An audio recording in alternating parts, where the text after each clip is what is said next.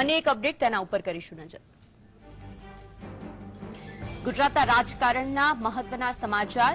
ગુજરાતમાં રાજકારણની અંદર જે મહત્વપૂર્ણ સમાચાર હાલમાં સામે આવી રહ્યા છે, ચિરાગ પટેલ અને ભૂપત ભાયાણી ભારતીય જનતા પાર્ટીમાં જોડાશે। આ મહત્વની અપડેટ છે।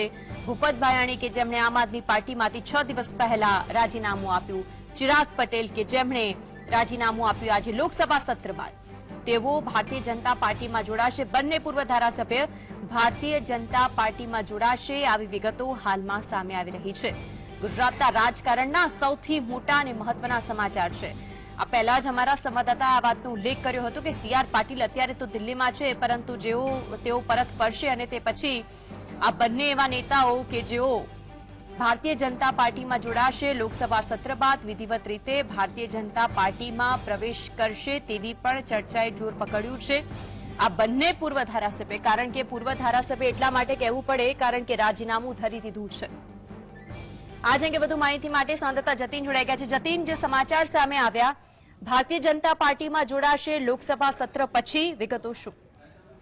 બિલકુલ માનસી, કોઈ પણ ચૂંટણી આવતી હોય, લોકસભાની હોય કે વિધાનસભાની હોય, ભારતીય જનતા પાર્ટી જે છે તે પોતાના કાર્યકર્તાઓ, પોતાના નેતાઓ અને પોતાના ધારાસભ્યોને સાચવવાની જગ્યાએ બીજા પક્ષોના ધારાસભ્યોને તોડીને પોતાના પક્ષમાં લાવતી હોય છે। છેલ્લા 6 મહિનાની જો વાત કરીએ, છેલ્લા વર્ષની જો વાત કરીએ તો 70 થી વધુ ભારતીય જનતા પાર્ટીના નેતાઓ જે છે તે નારાજ થયેલા છે ને 50 થી વધુ કોંગ્રેસના નેતાઓ તે રાજીનામા આપીને ભાજપને જોડાયા છે। મહત્વની વાત છે કે આમ આદમી પાર્ટીના ધારાસભ્ય રાજીનામું આપ્યું હતું, ત્યારબાદ આજે રોજ ખંભાતના ધારાસભ્ય, કોંગ્રેસના ધારાસભ્ય રાજીનામું આપ્યું છે। તેઓએ આજે ધારાસભ્ય પદેથી રાજીનામું જે છે તે ધરી નાખ્યું છે। પરંતુ ક્યાંક ને ક્યાંક પ્રશ્ન ઉભો થઈ રહ્યો છે કે પોતાના રાજકીય રોટલા શેકવા માટે થઈ તેઓ પોતાના જનતાએ જે આપેલો મત છે તેનો દુરુપયોગ કરી રહ્યા છે। કારણ કે પોતાનો સ્વાભિમાન ન જવાય, તેઓએ આ કોંગ્રેસમાં છેલ્લા ઘણા વર્ષોથી જોડાયેલા હતા। કોંગ્રેસને તેઓએ ટિકિટ આપીને તેઓ કોંગ્રેસના પદ પરથી જીત્યા હતા, પરંતુ જે પ્રજાએ વિશ્વાસ મૂક્યો છે તેની પર તેનો વિશ્વાસઘાત જે છે